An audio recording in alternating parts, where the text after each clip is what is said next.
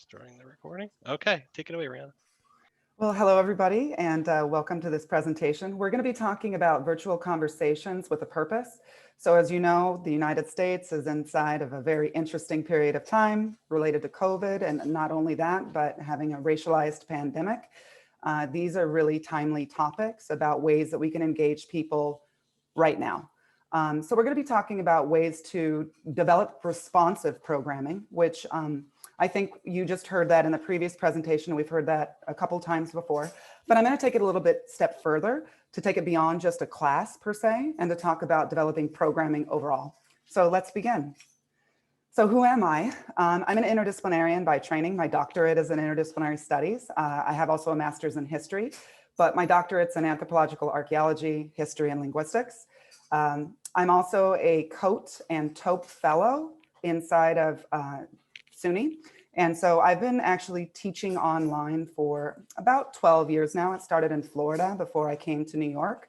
So it's been something that I do. I also consult for K-12 education. So this has been a busy summer for me, helping people transition online. The other thing too, I'm a traveler and I teach internationally a lot. If it was outside of COVID, I would be in Lebanon teaching right now. But as a result, we're not. So I'm teaching a lot online. But I'm originally from California, but I've lived in 4 states. I speak different languages. I speak Spanish and German and Yucatec Maya based on my research. So that has all informed my work.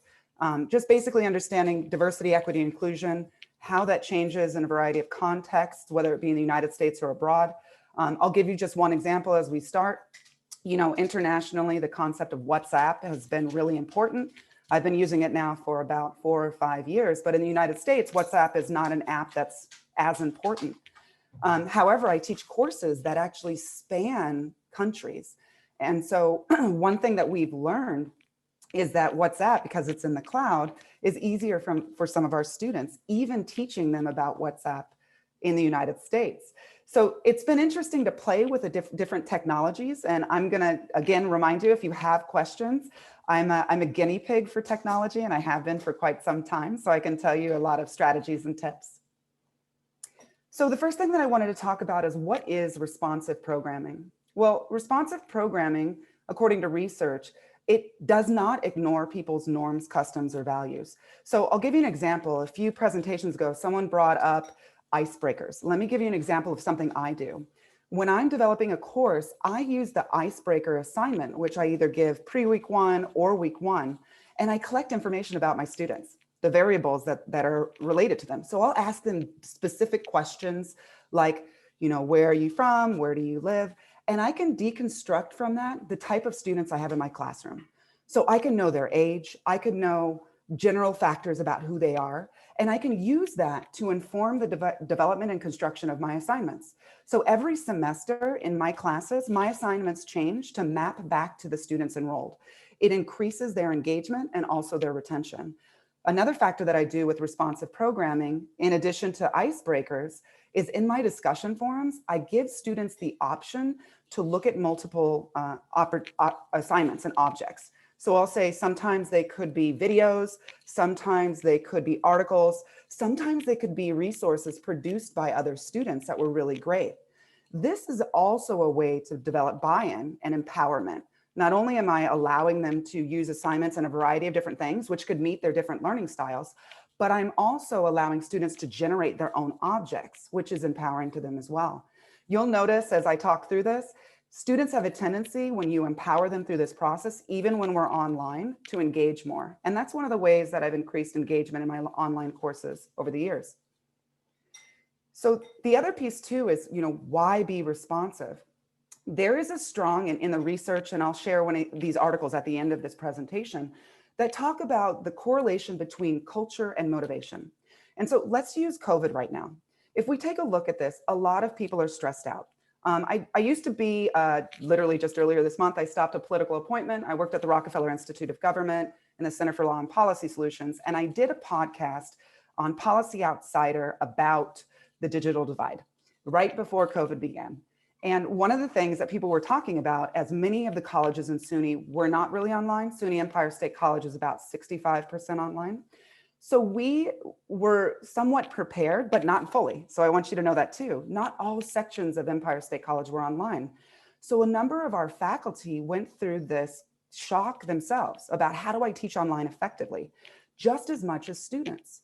So here was something that I was working on. Culture and motivation don't actually just apply to the students, but also the faculty themselves. And so faculty trainings during this summer have really focused on what are you going through, just as much as what are students going through. And you create responsive programming to teach to what those needs are. I think Suny did a great job in the remote teaching clinic. I'll show you a couple. I did about 6 of them over the summer, but they were responding directly to what people were asking for in COVID and then developing programs based on that. If you haven't taken a look at the remote teaching clinics this summer, please do. They're still posted online and they're really great resources. But think about this. Would you be motivated if someone didn't listen to your voice and tell you what it is that you're missing? This is going back to this kind of learning about technophobia.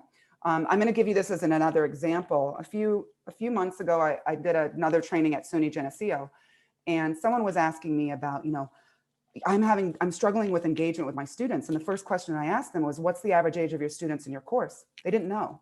And so I said, think about this. Right now, we are at an interesting point in time where we have 6 generations operating at once. Now, here's something to think about. We make general assumptions in culture. We do this as people all the time, where we will say things like, oh, older generations are technophobic and younger generations are not. But let's really kind of deconstruct that for a second. As we know, and the data is indicating, millennials and zennials and Gen Z are more analog cultures. They've been inundated with a bunch of technology for years. And so think about it. You have the rise of tapes, you have the rise of albums, you have the rise of all this kind of analog being digitally resistant. But yet professors are making the assumption that the students in the younger generations are more tech savvy. By making those types of assumptions and not asking the question, right, by making an icebreaker, you could be actually pigeonholing your students. You could be forcing them to feel like they have to know something that they don't know. Just as you could be making an assumption about an older student, right? One of my favorite colleagues is literally 70 years old. She's way more tech savvy than I am, and we build projects together. But just imagine that. If somebody was to generally say something about that without actually knowing that knowledge, you will lose something, and you could potentially lose the retention of your students. So those examples are important. In the last presentation too, we talked about universal design, which this is a critical piece about being successful online. I've included a link here about the 7 principles of universal design, and I know many of you are familiar with this, but really the big piece I would say about thinking about universal design is always being open-minded to who are your students. Rather than making assumptions, you're really asking questions and really trying to scaffold the learning process for them with additional supports.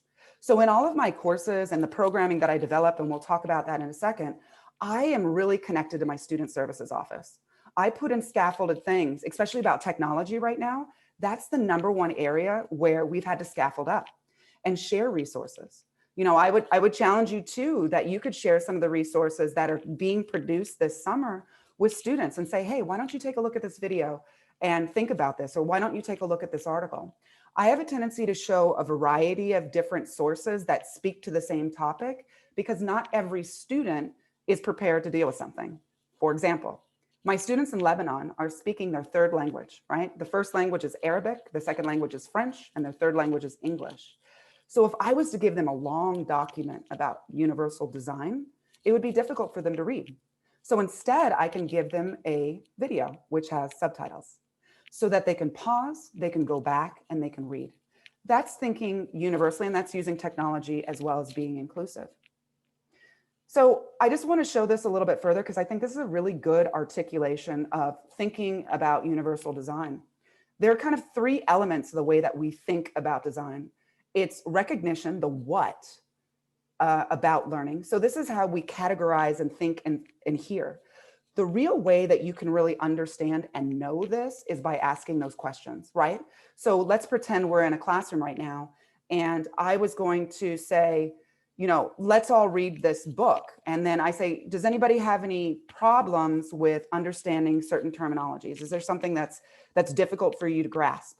If you can create that safe space for people to ask questions without feeling penalized, it will allow you to move into the next section, which is strategic networking, where you can start helping them to plan rather than just focus on, I don't understand. When you scaffold in those things, it'll give you that, kind of strong opportunity to say, hey, maybe you're lacking in this area, but let's try to help you build that. By doing that and that how of learning, what you need in that scaffolded model, you can transition into the why. Now, as you may or may not know, there is a lot of research that students going to higher education today are interested in doing so because they want to get a job. And so it's one of those things where it's not education for education's sake anymore. And so what I do a lot in my courses is I apply specifically their assignments back to their work. Perfect example. My students are currently in midterms right now. I don't have exams, but what instead I do are practical projects. And so we're in a class right now that's learning about diversity, equity, inclusion. And the students had to go out either in person if they wanted to, or online, so different social media platforms, and interview people about what their definition of culture is.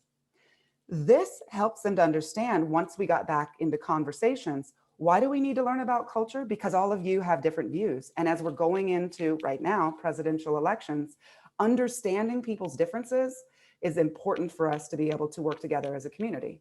So by making that kind of strong correlation and closing that loop, students understand why they're doing what they're doing and how they're doing what they're doing. And it's actually how it applies to their lives. So I'm going to highlight a couple things I mentioned to you, and I'm going to go through these points really quickly. But there's a video that I recorded over the summer called Using Technology to Enhance, Not Distract from Remote Teaching. I would recommend you look at it. I go through all of these 9 bullet points in detail. But when thinking about remote learning, and I'll just say this as my examples from the last 12 years of teaching, you should really start with where you know. One of the unfortunate things I think about people when they're trying to develop new innovative programming, like what I'm talking about, is they try to reach for the furthest out bell and whistle, which means that they're not only learning, but their students are learning. And it makes it more difficult for you to support your students if you're learning at the same time that they are. So that's really, really critical. The other thing too is thinking about, why is this stuff important? That's that applied learning piece and understanding various forms of applications. If anybody wants to reach out and ask me about applications, I can tell you, but you can also see many of them in this video. And the biggest thing I too want to highlight is this kind of assessment and closing the loop.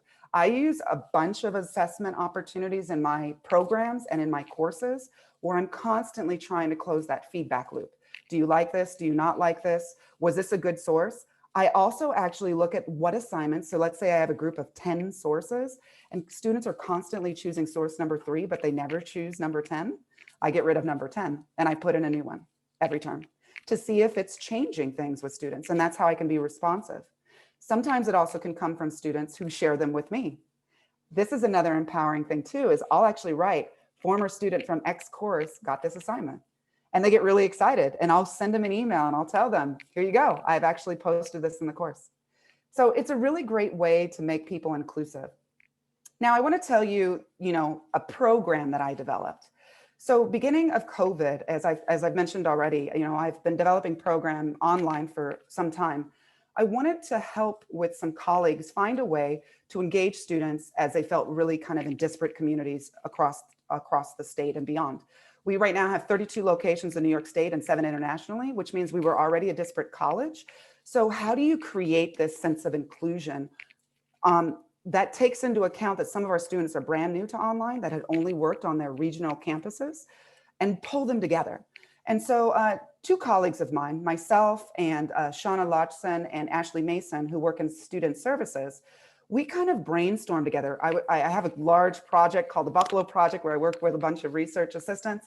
And a lot of the students said, we should create something. And a specific student came to me, Sammy Maitland, and said, I really feel like we could do something to bring people together. So we had a meeting with students, with these 2 other colleagues of mine, and we decided to develop something called Suny Empire Connects. Suny Empire Connects basically, and I'll show you a screenshot of this, it brings together conversations that are responsive in nature, specifically geared towards what students want when they want it. And the structure that we have built, which has now been built into Empire State College, and I'll show you that in a second, we basically each week are planning 25 online sessions. It's like a mini conference a week. And what we're doing is we're asking students through a survey to be able to say, what topic do you want? So I'm going to show this to you really quickly. This is actually what Suny Empire Connects looks like inside of Suny Empire State College's platform. Notice off to the right here, you can choose to become a presenter. You can choose to select a topic, which is how we collect data. But then think about the areas that we built. So I'm showing you this on the left side. Suny Empire State College is pleased to announce Suny Empire Connects, a collective of live virtual programs designed to provide employment searches. This came from students saying that. Academic and family friendly study workshops. So we have things for K to 12 all the way up through college, because our students as well as our parents need breaks that are, teachers or administrators or just about anyone. We have health and wellness events that are online. We do arts events as well. We have student peer-to-peer mentoring that exists in here. And then we have college drop-in hours, where places like student services, the registrar, or any of these other spaces come together in this one universal space, which is literally a button icon that students just click on, and they can see what is listed for that week. It has been really amazing. Students have learned. And so imagine, this has literally just existed since right when COVID began. And now when I say Connects, people are like, oh, Connects is awesome. And they believe it's part of their culture, and they just accept it as part of their culture already. Because it's iterative. And what we're doing is we're listening to them, and the students love it. What's happening now is at the very beginning of this, I was moderating every single session. It was really intense. But ultimately what's happened now is I sit on a board, and the students are coming up with programming, the amazing programming that is coming out. Like, for example, we had a group of students who are older, right? So they're non-traditional students. And they said, I love this idea that the younger students created for this thing called coffee talks that I was running, where they could just sit around with their coffee and drink together. But they said, I feel a little bit different than some of the younger students. Can we have an older student coffee talk? They do now. So there's a younger student coffee talk and an older student coffee talk. And then from those things now, they're like, oh, I met this student in here. We want to put together a panel. I was just in a conversation right before I got into this session about developing a panel around online internship opportunities. And students are coming together and saying, I have this online internship and I have this, and we're going to create a Zoom panel just of students talking about the benefits of online, internships, and make them excited so that they get engaged even more. So I think there's something that I want to highlight about this, which is built into responsive programming, is this idea of intrinsic motivation. If you're unfamiliar with this, I'm just going to kind of give you a couple of highlights really fast. To do this work successfully, you have to establish inclusive practices. It's really, really critical. You have to create a learning atmosphere where mutual reciprocity is clear. You're not only gaining something as a faculty member or as an administrator, but you're also reflecting, and the students are gaining something too from this interactive collaboration.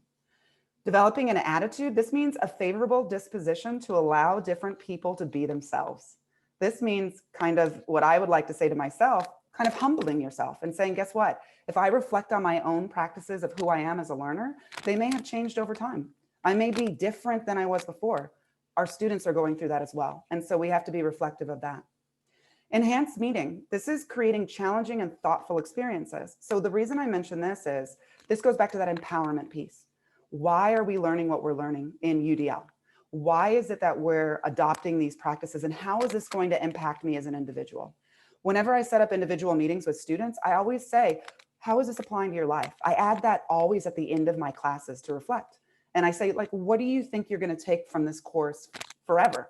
What are you going to take from this course to your next course? How is this going to relate to the other things that you're learning, so that they understand that? And then finally, it's about engendering competence. This is creating an understanding that students offer and value to education, not just you as the instructor or as the program designer. And so here's the thing that I hope that you gain from what I talked about with Suny Empire Connects. This wasn't a top-down approach at all. This was something that started with the conversations I was having with students, and that we scaffolded it up from the bottom. Doing that approach has allowed students from the very onset to have their ideas included. And it's been really great. So the last piece too that I wanted to highlight is how do you create engagement? Again, I did another training this summer, which was called Creating a Sense of Community in Remote Instruction. And this is based on lots of years of research too. I have a bunch of hyperlinks, but I would say if you really want to create an engaging learning environment, there are 8 steps that I have adopted for the last 12 years.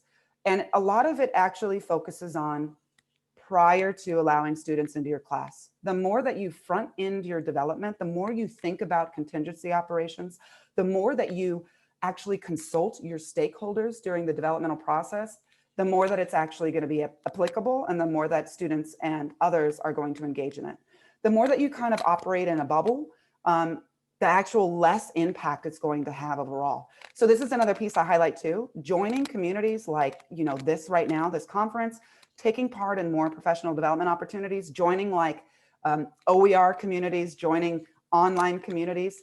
Academia.edu is a great space. ResearchGate is a great space for asking many of these types of questions. People will respond to you. But the more that you do that and you allow your work to be vetted, the better and stronger your process is going to be. So I'm going to tell you this, even after 12 years of teaching, I ask other people to review things. I ask them so that I can keep enhancing the quality of my classes. So I just want to highlight this because this is the last major point that I put on that last slide, which is review and revise. You should never make your courses stagnant. You should always, or your programming stagnant, because it will go out of date. And as you notice in this technological age, things change rapidly. And so if you don't change with the times, it will become less relevant to your students. So a perfect example would be this. I'm teaching a course right now where I modified week 7 to 9 of my class. That's where we are in the term. And I made a focus intentionally on what's happening with the presidential election. I created another program under kind of the umbrella of the programs that I run, which dealt with Constitution and race. And I built that into the course so that people could see that there is knowledge that can be gained from going outside of just what we're doing in a class. And so that's why I want you to look at this quote from Amber Thomas. It's really important that the pursuit of global knowledge is not owned by universities. Wikipedia, SlideShare, YouTube, Twitter, Delicious, many other platforms have all seen a blossoming of thoughtful quality input from a huge range of sources. The role of academics and what we play in this process is to create content in a space. But it's only one space that we're creating that content. Learners are creating this content as well. So do millions of others outside of formal education. And so one of the things I would say to you about being responsive is also being inclusive of those practices as well. And it's really kind of interesting when you see that you include those things. Your students will be excited because they'll say like, hey, you know that this is important in the community. So I think it's great that you put it into my class. Now I wanted to pause there, but I'm really active. So I wanted to share with you some of my websites. So if you want to reach out to me and ask me questions, I mean, I do this a lot. So I'm open to any questions that you have. And I just want to thank you for your time.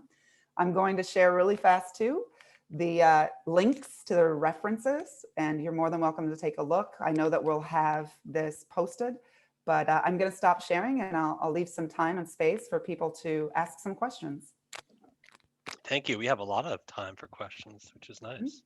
So it's interesting how your presentations, Helena's and yours, kind of really I take no credit. It was just luck, but they really complement each other nicely. And she actually asked what platform you created that Connect site in. Was it your LMS?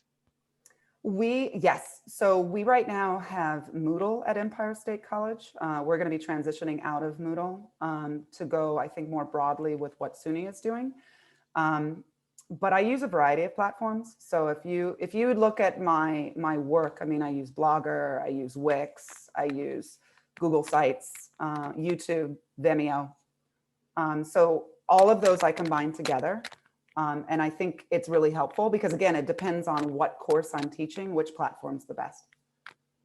So do you, the Connect and where students are like doing like the coffee hour and all of that, how is that organized? I really love that concept. And I've done some I love the unconference conferences and trying to just get students to tell me what they need and then find someone who can do like a half hour on that, which I've been trying to do to kind of meet, especially the needs of our upcoming and current student teachers who are in this different world right now.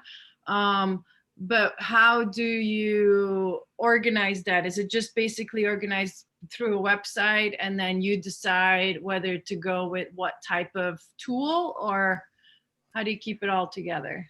I would say it would take a little bit step back. So I'm going to put on my anthropology hat. I had already established a relationship with students at my college. So my students had already recognized me as somebody who develops programming.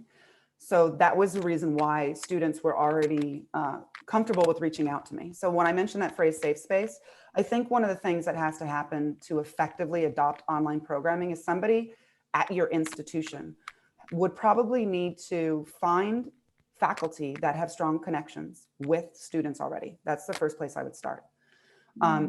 Whether it's faculty or administrators, if you could identify those first, then you can create a committee of people. Now, that was how I positioned myself with my two other colleagues, because I do a lot of work. My other colleague, Shauna, has strong connections with students too. Ashley has kind of worked behind the scenes, but because both of us had such strong connections with students, we already developed that safe space. I think to be able to do something effective at another school, you would have to be able to think about strategically ways to develop that safe space. And that might be by simplistically using that survey data that you created before to develop programming out of that data that you already have. So create a bunch of short little things because students have already told you that these are the gap areas that you have. That will start to develop your safe space. Then from there, you're going to gain more buy-in. And I think that's one of the biggest things too, is the reason why Connects is successful is because it's gained buy-in, not only from kind of, I would say, middle management level, but from all the way up at the president's office. But I had to work with colleagues to build it up. Does that make sense? Yeah, totally. Speaking of colleagues, I see your colleague Alan has a question. Hi, Rihanna Rogers. Hello. Thanks for really fascinating presentation. I guess I had one little image in my head and then I'll make my little comment. Here was the image. I remember, this is a long time ago, when the British Open Universities started creating courses. This was like a really big deal. This is 50 years ago, say, that I once read this really critical article about how long it took them to adopt a course. Literally, that by the time that the course was written and people chose books and blah, blah, like it was astonishingly long period of time. So that courses literally, in order to be in any way meaningful, had to have a shelf life of some crazy amount of period. That's the only way they did it. So this is a lead in to saying, one of the things, Rihanna, that is so striking to me about what you're talking about is that we talk about active learning on the part of our students. This is massive active learning on the part of faculty. This is improvisatory work. This is putting in, it strikes me, a spectacular commitment to changing what we're doing. People spend so much time developing the so-called course. This is, wait a minute, I'm an 8th through and I realize I have to change this, or I always have to find new resources. So I guess I'm just saying, Rihanna, embedded in this is, it strikes me, a spectacular commitment on your part to change, adapt, find new resources. There is nothing static here.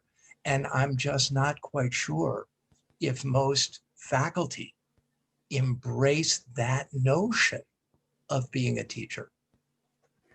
Yeah, I think there's a complicated question, Alan. And I would say, this is my opinion, but I think unfortunately, online learning and the format of it has tended to follow the ivory tower classic presentation of learning, where the average professor who's teaching online posts a PowerPoint, posts a discussion forum, and posts a Dropbox. And that is not how any of us like to really engage. Like if you think about that, It's not a great way to learn. If you need scaffolded supports, you'll never know. It's not something built into that opportunity. And it might be easier for faculty to do that, but it doesn't actually give you the space. Like think in a classroom where you're teaching, without having the context of videos like to support it, like you would have a lecture or whatever format you do in your class, it means you're losing all of that. I think what we really have to do if we're going to be successful online educators, we have to think radically different. We have to adapt, and we have to be willing to change our approaches in order to meet our students where they are, rather than where they were, which could have been, like you said, Alan, 50 years ago, right?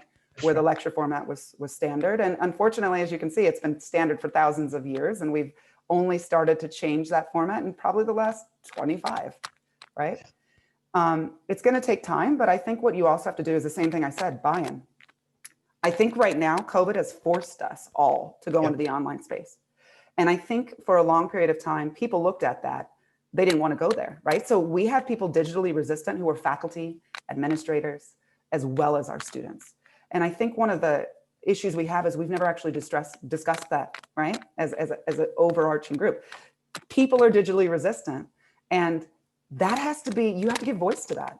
You have to be able to say, if somebody's digitally resistant, they may remain digitally resistant in this time in COVID, but do you have scaffolding supports to make this work? Yep. And I think that college administrators have to think about that right now. They have to think about, have we focused all of our attention just on students rather than on the infrastructure inside of our colleges to make this transition online successful? Have we given our students, our faculty and staff the opportunity to learn, or we just kind of threw them in, right? And I think that's what's been happening, unfortunately, because there was no scaffolded model that existed at many schools, inside and outside of Suny. So, I mean, I'm dealing with that with K to 12. They had no models, right? And it's unfortunate because it's a disservice to everyone, not just students. Yeah, and I'm sorry, I'm just going to say one thing that I think it complements what you just said. It means that there needs to be support, obviously, among the faculty, but it means there also has to be institutional support so that an individual mentor, faculty person is not out there by himself, trying to wing it, but that these kinds of activities are actually championed. And people see this as a meaningful way to rethink teaching and learning. I really appreciate your presentation so much. Thank you. We still have a couple more minutes. Anybody have any other comments or thoughts? There's a couple questions in the chat box. So We were having some background discussions. Oh, okay. I really Back channel chat, but yeah. I really like what Alan said, and I think it's visible in probably every single university, is that it feels like there's some of those that are change agents, and it's very difficult to get buy-in and support. And of course, this has pushed the envelope a little bit, but now I feel like some of the stuff that you're talking about, Rihanna, is something that, I think is really important, but many of the faculty are not even close to thinking about that. And I understand your scaffolding approach, and I think that's important. So that's where I would need some help, or maybe I can look at you as, how do you scaffold? How do you help faculty become change agents with you?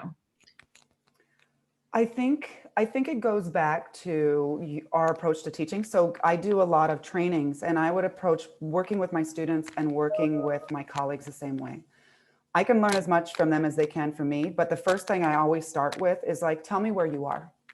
I think, unfortunately, what happens many times is we adopt things super fast, right? So it's reactive response to technology.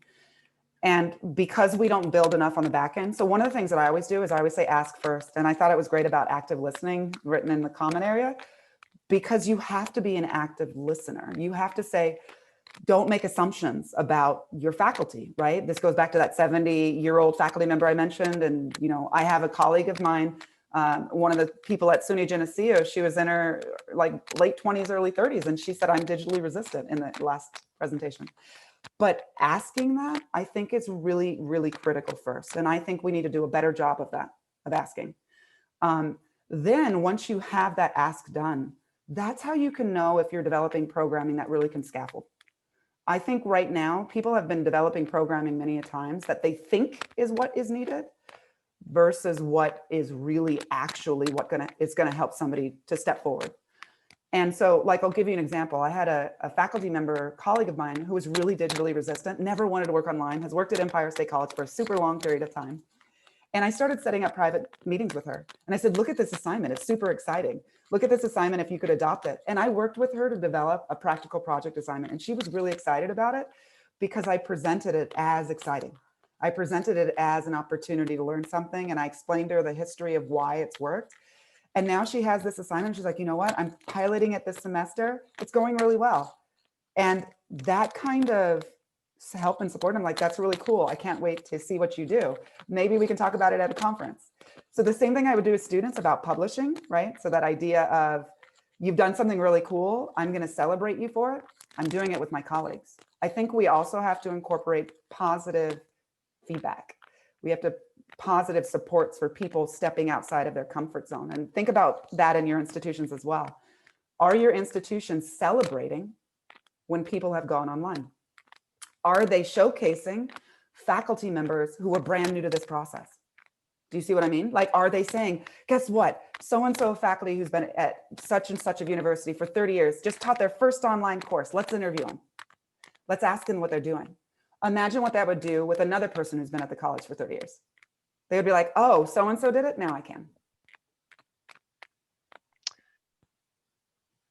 So one other thing that showed up, and I think that also a skill that we all have to, I think, do a good job with if we want to be more inclusive is what Sarah mentioned, and that is the skill of active listening to our colleagues and our students.